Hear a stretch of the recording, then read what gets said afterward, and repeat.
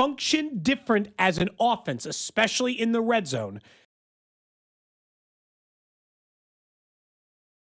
brought to them was red zone ability, operational red zone functionality, and 800 to 900 yard receiver if he'd played the entire season. Okay. For sure. Mike Evans could be that. It's a strong example, and I'm giving you a recent example, and I'm giving you the best case scenario. Thank you. That's all I'm like. I understand. I'm saying, is that the best argument? No, it's a strong example, no doubt. I would just say it literally is best case scenario example. And that's fine.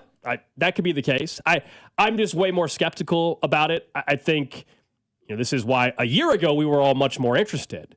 Now, a year ago it was a season where he played 14 games. Like, okay, he missed 3 games, not a big deal.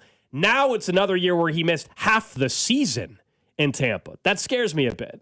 But on a 1-year deal, there's not much risk involved. So again, if you can find a way, and he's truly interested in coming to Kansas City, and it's 1 year with incentives and maxes out at 15 mil, absolutely, I'm interested.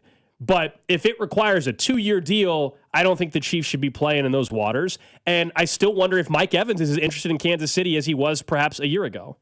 Yeah, I would think. And look, he mentioned Houston. And look, Houston ended up being a better team than the Chiefs this year.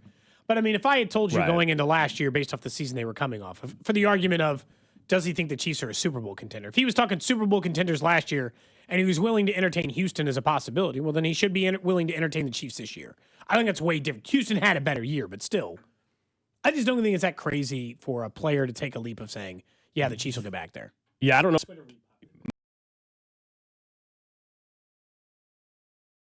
Because again, Travis Kelce's. Well, that's also the whole thing. What we're talking about. He's just coming off a season where he played in 8 games. Here's this projection says 2 for 45. Well, if that's actually true, then absolutely not. Absolutely not. Yeah, I mean, I don't know if that's but that's just one projection that's out there. If it's 15, like if it's the numbers we were talking about with Travis Kelce originally, there's a way to make the money work.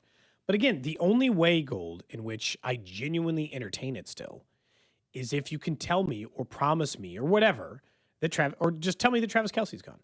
If Travis Kelce's gone, then we're having a different conversation. I agree with that. That's just a different conversation. They have different needs. Changes the draft and everything. Yeah. You said draft, and then the sounder played. Yeah, that's the power. That's the power. That's how this works That's now? the power of the word draft.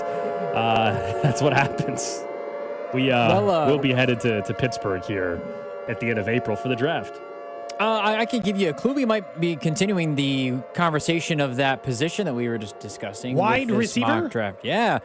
Our guy Lance creates you took multiple mock drafts throughout the entire season. So this is he's not rated or anything. We can't look up Lance's where he finished. No, I don't think so. Like we know Nick Jacobs. Does he have one out yet? He was first last I year. don't think Nick Jacobs does. But we're going to go to our guy Lance. And this is one that he did, not most recently that he sent us, but from Wednesday. I liked this one.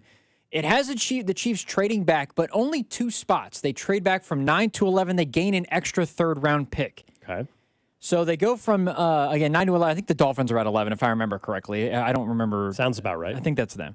But at number 11, he has them taking Jordan Tyson, wide receiver out of Arizona State. The first time we've seen Tyson mocked to the Chiefs, I think, period, it's been Carnell Tate, or it's been Bain or Bailey or Peter Woods or any of the above. In terms of, ironically, style of play, he's closer Jordan Tyson is a lot like Mike Evans in terms of what they do well. And I don't know, obviously, it's a rookie compared to a Hall of Famer. Was he hurt a lot in college? There was one injury that happened in particular. It was the year they went to the playoff 2 years ago. Because I'm showing 9 games, 3 games, game. 12 games, 9 games. So he missed a full season, had 2 partial seasons. He's only played 1 full season. Yeah, in the full season, he was injured, I believe, I don't remember if he played in the Big 12 title game or not, but he didn't play in the game against Texas that they lost when they had Cam Scadaboo. So, health is maybe a question mark, but in terms of when he's on the field, he's a very dynamic wide receiver. He's very, very good. So Jordan Tyson it is the first time we really talked about him. I don't hate the idea if you have your target, if you're the Chiefs, whoever that might be, and you think, hey, we think he'll be around for a couple more picks, trade back, pick up another pick. I think that's always beautiful draft strategy. But that means, again, you got to know that it's going to be somebody that maybe other people don't value the same way that you do. Yeah. If this is true, if Jordan Tyson was a wide receiver that all along, I think he's the best one of the bunch, let's just say, then absolutely, of course, you'd trade back a couple spots and still get him. I mean, that's the stuff that that great teams do and find ways to do when you talk about drafting. And if you can play that out every single time, every team would do that. But if you traded back and then Carnell Tate and Lemon ended up being way better than your guy, then it's a huge problem. Because who was it that traded back with the Vikings and then they took Justin Jefferson and then they took I can't remember. And then it was the wide receiver that the Eagles took one pick ahead of. Jalen Reagor? Yeah, they took Reagor, a pick before Justin Jefferson, and you're like, ugh. This is the strengths and weaknesses. Do you want them for Jordan Tyson? He gets open. Period. Okay.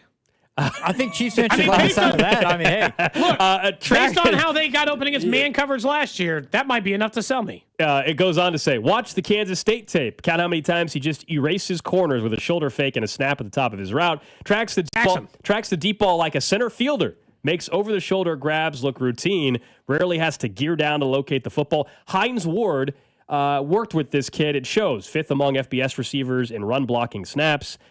Also shows some dog when the